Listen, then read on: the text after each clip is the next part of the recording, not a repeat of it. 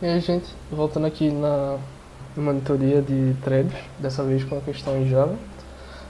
Desculpa aí, minha voz tá meio estranha, eu tô bem rouco. É... Mas, enfim, dessa vez aqui a gente já trabalhou com Haskell, né? Então vamos fazer uma questão clássica de produtor-consumidor também em Java. Acredito que a questão ficou bem similar à que a gente fez em Haskell. Então vamos lá. Basicamente, criar um produtor, criar um consumidor e criar a estrutura de fila que fica lá entre os dois, né? Então, começar criando a estrutura de fila primeiro. Pode ser... chamar de fila. Então, tem o construtor, né? Bonitinho.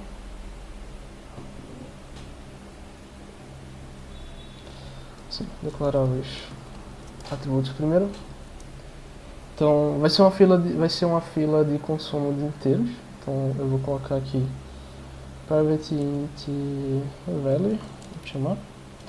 E esse value vai ser o que vai ser usado para passar a informação para frente e para trás do produtor consumidor. Né? Para frente e para trás não, só para frente no caso, porque o produtor só produz e o consumidor só consome. Além disso, uma variável de controle aqui. Ok, já boolean. Private boolean, que vai chamar de empty e vai ser inicializado com true. Muitos anos programando em Python, desaprendi Java. Então tem que ter o construtor, né? Public. Na verdade, não precisa de construtor, eu acho. Deixa eu pensar. Não precisa do construtor, que a gente já inicializa essa variável como true. Então o que a gente precisa aqui é de um método sincronizado para retirar e um método sincronizado para colocar o valor. E é importante que ele seja sincronizado, porque essa palavra-chave que eu vou usar aqui é public synchronize. Pronto, public synchronize. Vai ter um take e vai ter esqueci de colocar o valor de retorno, né? Então o take ele vai pegar o valor, então ele vai retornar um int. E o put vai ser um public void synchronize put. Ele vai receber um valor, int value, para colocar lá.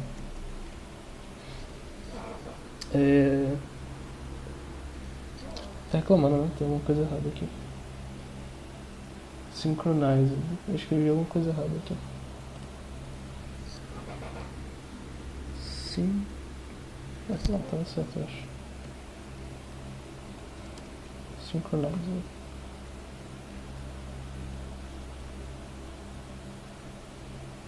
Ué.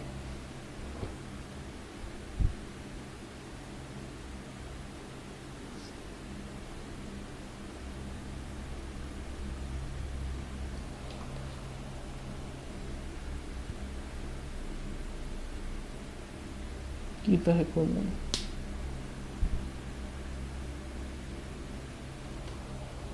Acho que o int vem depois.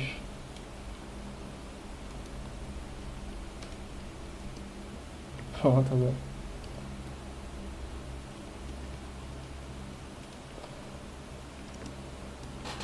Pronto, erro besta. Tá reclamando aqui do take porque eu não tô retornando nada, né? Então... mas antes da gente fazer essas funções, é bom explicar aqui o que é esse synchronized. Basicamente ele é uma palavra-chave aqui do Java, que ele está dizendo que essa função que você declarou ela é sincronizada. Isso aqui é uma abstração de todos aqueles métodos de controle que a gente já estudou nas aulas, né? Semáforos, locks, por aí vai. Então, ele está fazendo esse controle para você. Então, a gente vai ter duas threads, né? Tipo, uma produzindo, que vai estar usando o take aqui, e o take está mexendo na variável value, e uma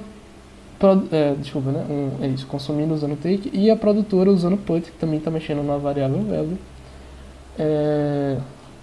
Isso quer dizer que se eu viesse aqui com as duas threads cada uma mexendo em sua função, né, diferente. E elas, por acaso, tentassem ao mesmo tempo, a gente teria um problema de concorrência. Porque o take pegaria um valor desatualizado ou o put não colocaria o valor a tempo. Esse tipo de problema. O synchronized, ele marca aquela função como sendo importante, né? Como você tendo controle lá para esse tipo de problemas de concorrência. Então, ela garante, por exemplo, que não vai acontecer essas broncas aí se duas threads tentarem acessar os valores da classe, por exemplo. Então vamos lá, né? Para fazer bem simples.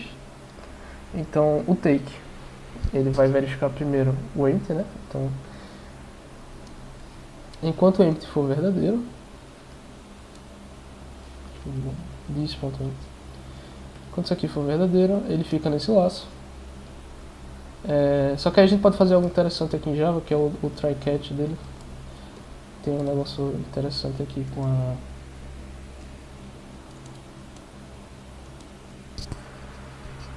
com a função de sleep, né, da thread, de wait, na verdade. A gente pode dar um wait aqui. Isso é algo que as threads são capazes de fazer. Porque senão ele ficaria nesse loop, né? Tipo, ele... tá empty, tá, continua, tá empty, tá, continua. E ele faria muitas checagens, né? Por segundo e tal. É bem pouco performático. Esse wait aqui, ele fica esperando ser notificado. E quando ele é notificado, ele vai entrar no catch. Que parece meio gambiarra, mas a notificação do Java é como se fosse um erro dentro dessa função. Tipo, se uma outra thread, no caso a nossa produtora, ela falar, coloquei um novo valor lá dentro de value, e obviamente o empty vira false, né? Então ele dá um notify all, ele notifica essa thread consumidora de que ela pode sair do wait. E aí ela faz isso aqui justamente lançando um erro que vai ser capturado aqui no catch, então vai ter um interrupted exception, e a gente chama ela de e não precisa fazer nada com isso, pode só abrir e fechar parênteses, você não precisa tratar esse erro nem nada. A única serventia disso aqui vai ser justamente sair desse wait, que ele realmente fica parado aqui. E você pode prosseguir com o seu código, né? Isso aqui, se você parar para pensar, é um lock. Então, quer dizer que quando ele sair disso aqui, finalmente o empty vai estar false, porque não está mais vazio, tem algum valor lá. Então a gente vem, já vem de cara e muda ele para false de novo, para true de novo, quer dizer, porque a gente vai retirar esse valor, né? E aí não importa pra gente, a gente poderia tipo, realmente zerar esse valor aqui, transformar ele em 0, em -1, alguma coisa assim, mas não importa muito, porque quando a gente não tem nenhum valor lá, a gente usa a variável empty para indicar isso. Então não importa muito, quando eu digo que está vazio, não importa o que ficou lá de lixo, não tem essa bronca. Dou notify all, porque eu também vou precisar notificar a thread que está produzindo, de que ela pode parar de esperar lá na frente. E assim, eu não sei se acho que tá dando para perceber, mas esse código eu não estou fazendo de cabeça, tá? Eu fiz ele antes de cabeça todo, mas eu acho que se eu fosse fazer de cabeça agora ia demorar bem mais. Então eu estou só seguindo aqui o passo a passo que eu mesmo fiz antes. Por isso que eu estou sendo meio vidente, né? Sabendo os problemas que vai dar. Então return value. Pronto, nosso take está pronto daqui, então vamos agora para o put. Tem isso aqui. Put é a mesma coisa, a gente vai ter, não tem como colocar algo enquanto ele não estiver vazio, então enquanto ele não estiver vazio, this.empty, ele vai entrar nisso aqui, vai ter um try catch do mesmo jeito.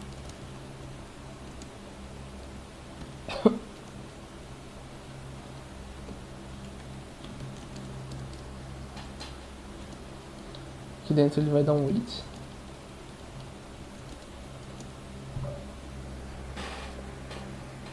E aí quando ele sair desse bloco, quer dizer que a gente finalmente vai conseguir colocar alguma coisa lá. Então this.empty vai se tornar falso. A gente vai dar um notify all do mesmo jeito.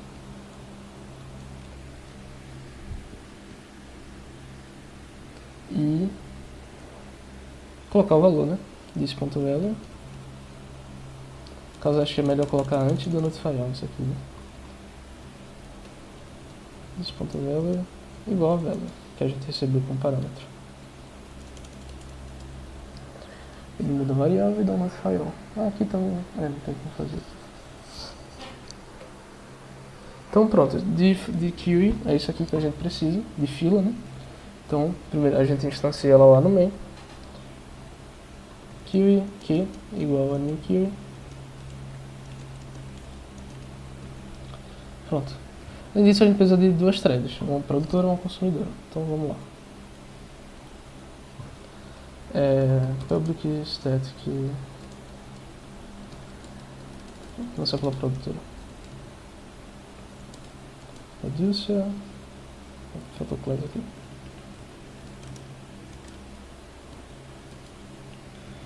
O que o producer vai ter? Vai ter uma query, né? A gente tem que ter acesso a query. Então, para ver se eu entendo, private query. Então, construtor. Esse precisa mesmo. Public producer. Opa, faltou um P maiúsculo aqui. Na prática.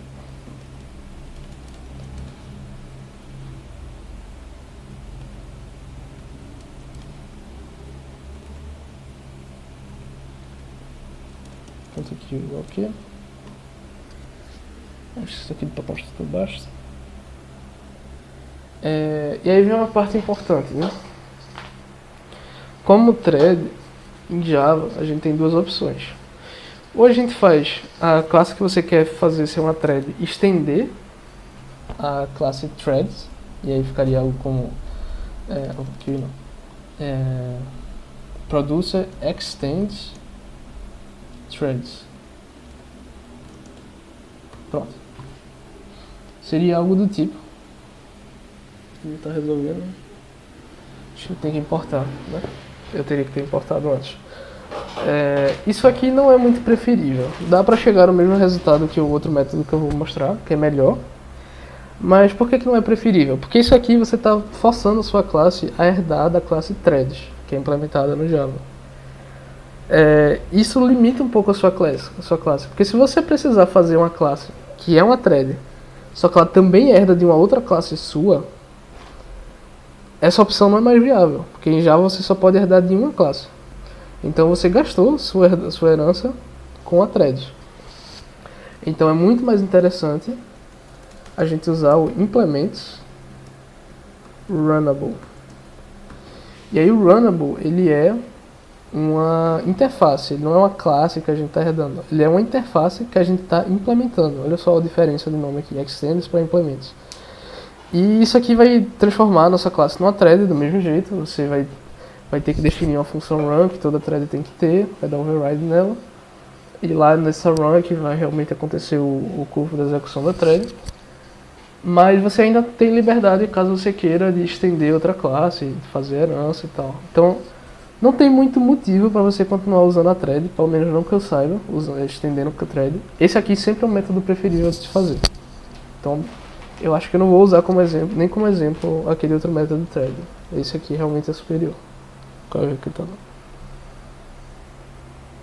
Ele já está reclamando. Como eu implementei o Runnable me obriga a implementar uma função chamada run, que é onde realmente a thread inicia, né? Onde ela executa. Então ele já está reclamando aqui porque eu não queria ainda. Não queria ela. A gente vai ter vai ter só o run mesmo.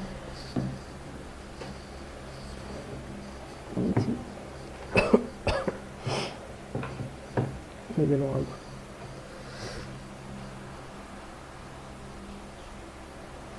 Então, public void run. Run não recebe nada. E isso aqui vai ser o que vai executar quando a gente der start na thread, né? Disparar ela. Eu acho que seria... sempre que eu faço essas threads assim para exemplificar, eu gosto de fazer ela parar um tempo depois dela executar uma vez. a gente conseguir observar, né, o que está acontecendo, não ser tão instantâneo e tal. Então eu vou importar aqui a classe random.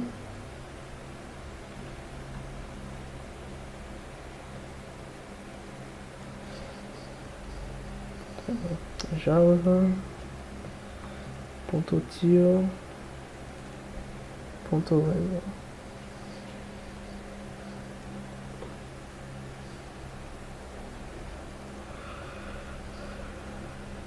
Aqui embaixo eu uso ela, dentro do run, eu crio um random.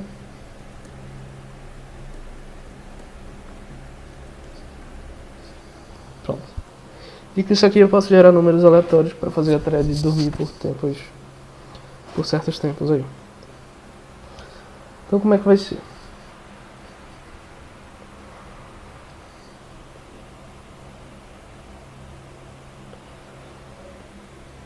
Acho que a gente precisa de um laço principal, né? Então, while true, ele não vai sair desse laço nunca.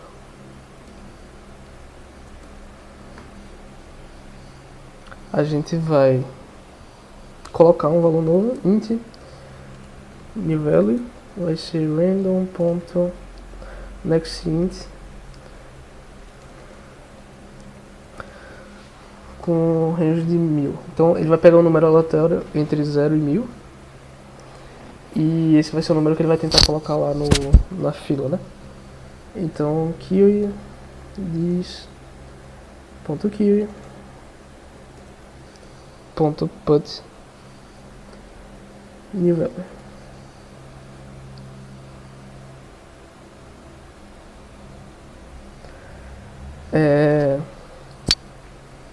E depois disso eu quero fazer a thread dormir por um tempo. E de novo vou usar um try catch aqui. Isso é especificidade aqui do Java. Quando eu uso thread.sleep,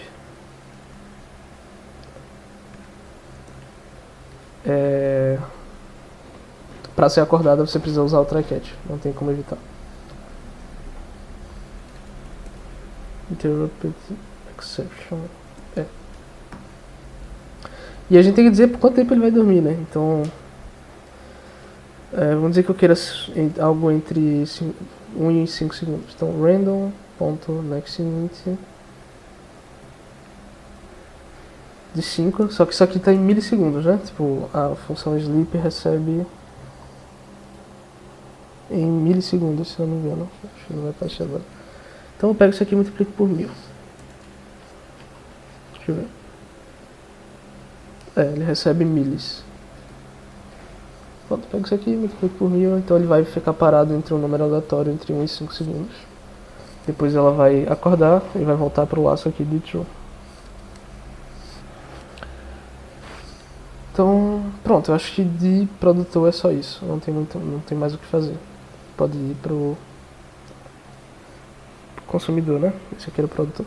Vamos instanciar logo ele aqui. Então, como é que se instancia uma thread que implementa o Runnable? Não é tão simples, não é tão direto ao ponto. Não é difícil, né? Mas também não é só tipo producer igual a gente fez com a fila. Basicamente o que você vai ter que fazer é colocar new thread que recebe um new produtor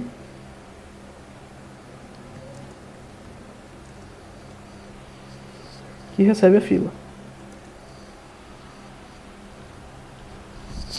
E isso aqui vai retornar uma thread pra gente. Por fim a gente vem aqui e dá um start nela. Pronto, qual é o erro que ele está dando aqui no produtor? Produtor cannot be resolved. Porque eu chamei de producer, não de produtor. Então o que vai acontecer aqui é tipo, quando eu crio um produtor, ele na verdade é uma classe que implementa a interface runnable, e eu passo isso como parâmetro para uma thread, e a thread, a classe thread, ela está preparada para receber uma classe qualquer que implementa runnable e transformar isso numa thread. Então por isso que a gente está criando dois objetos aqui, né? Um é o producer, um é a thread. E eu estou disparando ela direto aqui.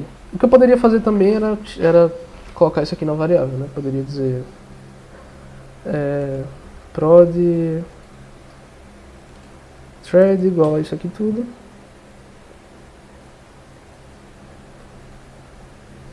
E depois eu venho aqui em prod thread, tipo, né?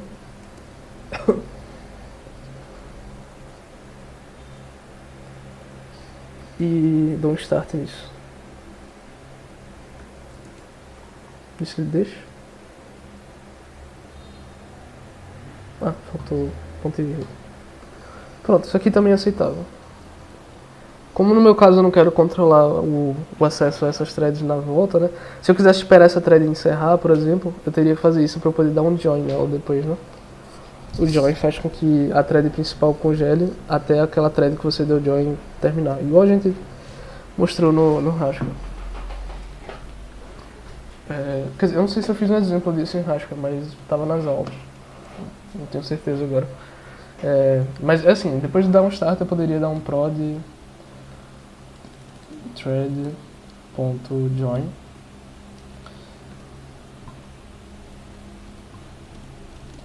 e o efeito que isso aqui teria que, tipo, em vez de simplesmente continuar rodando e terminar o código principal, ele congela nessa linha, ele fica esperando essa thread, que é a prod thread, encerrar e retornar.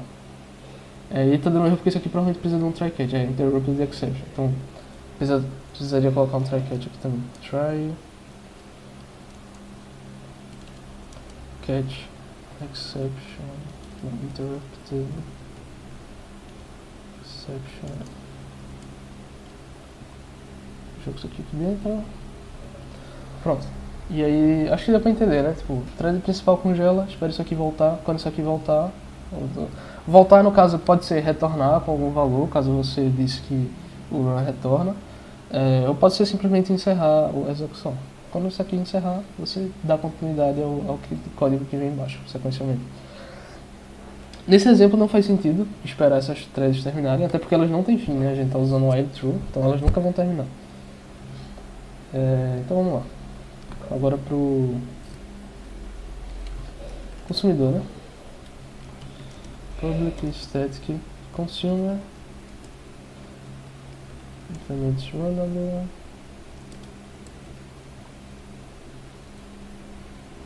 Opa, falta um class. Então ele também recebe uma fila.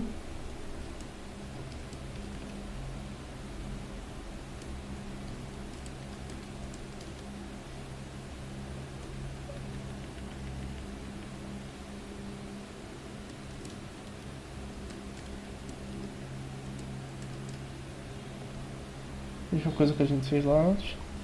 E declarar o run, né? Então, public void run. Mesma coisa, depois de rodar um laço, eu vou querer botar ela pra dormir. Acho que eu posso até copiar esse estrutura aqui. Então, enquanto for verdade, eu vou dar um this.query.get, não, é take, né? Não tem parâmetro, e eu vou colocar isso aqui num int chamado value. Int value vai ser isso aqui, vai dar um take. Pra gente ver que isso aqui tá rodando, eu posso colocar um print aqui, né? Então, sysout. Pra quem não sabe fazer isso, é só escrever sysout e Ctrl espaço. E ele bota o print ln tudo junto. E a gente bota pra printar aqui o value. Pra gente ver o que o consumidor tá consumindo, né? Pra gente ver que tá tudo funcionando. E aí ele vai dormir por um tempo e depois ele acorda do mesmo jeito que a gente fez o produtor. Acho que basicamente é só isso, né? Consumidor. Isso aqui já dá pra gente rodar. Ele tá reclamando de... faltou um ponto de vírgula aqui. Pronto, isso aqui já dá pra gente rodar. Faltou instanciar, né? A thread do consumidor. Consumer. Const thread. Esse aqui. Então eu venho aqui, dou um const thread. Ponto start. Pronto, agora eu posso botar para rodar. Aqui na main a gente está criando uma fila nova. Está criando uma thread de produtor startando, né, depois de passar a fila. Também uma thread de consumidor startando depois de passar a fila. Vou rodar isso aqui. Então a gente já viu aqui que o consumidor ele consumiu 826, 147, 667. Então está funcionando, ele está consumindo. O produtor ele não disponibiliza números na mesma proporção que... Quer dizer, mais ou menos, assim, a longo prazo sim, né, mas cada um está dormindo por um tempo indeterminado antes de passar para a próxima ação. Então, às vezes, o consumidor consegue pegar o número bem rápido, às vezes não, porque tanto ele quanto o produtor podem demorar para executar. Bom, esse aqui é o clássico problema do produtor consumidor em Java. Já dá para ter uma boa noção do que está rolando aqui. Eu vou ver se eu penso em algum outro tipo de exemplo interessante para trazer em Java. Mas, basicamente é isso, assim, tipo, se você entender como fazer isso aqui... Agora, sim, esse é um exemplo muito simples, né, muito frio, vamos dizer assim, muito cru. Na hora de fazer uma questão da disciplina, provavelmente vai ter uma historinha por trás, vai ter uma contextualização. Não vai ser faça um produtor consumidor. Então você precisa saber adaptar isso aqui, tipo... Por exemplo, em vez de eu ser um inteiro só nessa fila, se eu realmente tivesse uma lista de valores, ou sei lá, se o meu produtor ele tivesse que mandar uma palavra por vez de uma frase inteira pro consumidor receber e compor de volta a frase, tem que saber ter flexibilidade, entendeu? Porque as questões de lista, de threads, elas são contextualizadas, elas não são... Elas são isso aqui, você precisa saber fazer isso aqui, mas você precisa saber, assim, programar em Java também, você precisa entender o que está acontecendo aqui. Então, assim, dificilmente a gente lá vai dar para vocês um produtor consumidor que é um valor só aqui. Provavelmente vai ser uma fila. O produtor, ele vai, em vez de ter esse valor seu inteiro, ele vai ser um array. E aí você tem que saber lidar com esse array aqui, tá ligado? O produtor ele pode continuar colocando coisa enquanto o array for vazio, e o consumidor ele sempre pega o primeiro da lista e por aí vai.